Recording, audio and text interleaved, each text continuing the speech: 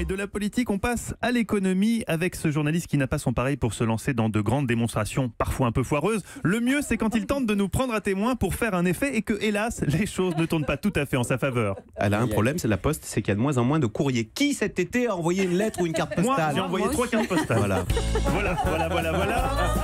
Alors, Axel de Tarlet, ce matin, c'est du retour de l'inflation qu'il est question.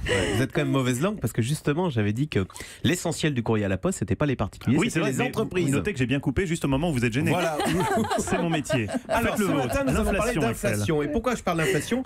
Parce qu'il y a eu cette étude assez intéressante qui a été publiée par le cabinet Deloitte qui montre que du coup, il y a une bonne nouvelle, c'est que les salaires augmentent. Oui. Vous ne vous en êtes pas rendu compte, mais le cabinet Deloitte a sondé les entreprises. Les salaires augmentent en 2018 de 2,2%. Pour les cadres, c'est même 2,5%. Et ce qui est intéressant, c'est pourquoi les patrons sortent-ils ainsi leur canet de chèques?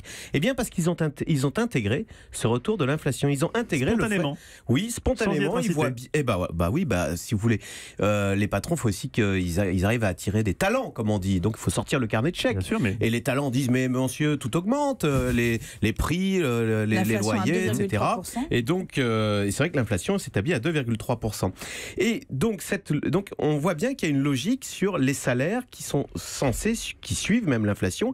Et c'est intéressant parce que ça montre que ce retour de l'inflation est en train de changer la donne sur le plan économique. Elle fait des gagnants et des perdants. Alors, qui sont les gagnants?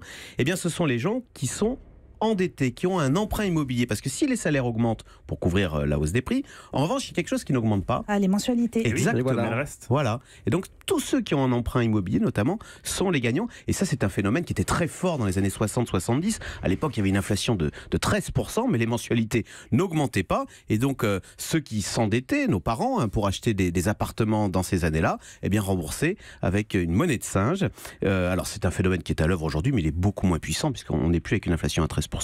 Mais à 2,3. Voilà. Alors, Axel, il y a des gagnants, mais il y a aussi des perdants avec l'inflation. Voilà, c'est toujours pareil. Alors, à l'inverse, les perdants, ce sont des gens qui ne sont pas endettés, mais qui, à l'inverse, ont des capitaux. Eh bien oui, parce que si vous avez de l'argent à la banque, l'inflation dévalorise cet argent. Si vous voulez, un an après, vous pouvez acheter moins de choses avec votre argent à la banque. Et puis même, regardez, le taux du livret A, il est de 0,75%. Ah oui, donc là, ça n'a... Eh ben non, il ne couvre absolument pas l'inflation qui est de 2,3%. Donc si on veut être concret et mettre des noms derrière ces gagnants et ces perdants, donc les gagnants, on l'a dit, ce sont ceux qui sont endettés. Qui est endetté en France? Ce sont les jeunes qui ont contracté un emprunt immobilier. Puis il y a une autre entité qui est très... Voilà, l'État qui est très... 2000 milliards de dettes, ça pose le bonhomme quand même. Donc ça pose le bonhomme. Comment vous parlez de notre État français? Axel, un peu de respect quand même, un peu de respect. Et à l'inverse, les perdants, ce sont les possédants, alors qui sont souvent des personnes plus âgées et qui ont du bien qui se dévalorise avec cette inflation. Même si je le rappelle,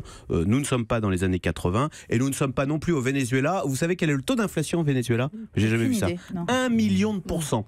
Mais non.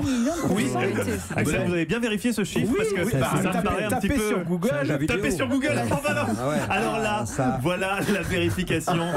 Merci. Non, ce sont les chiffres du FMI. Allez sur le site du FMI. 1 million %.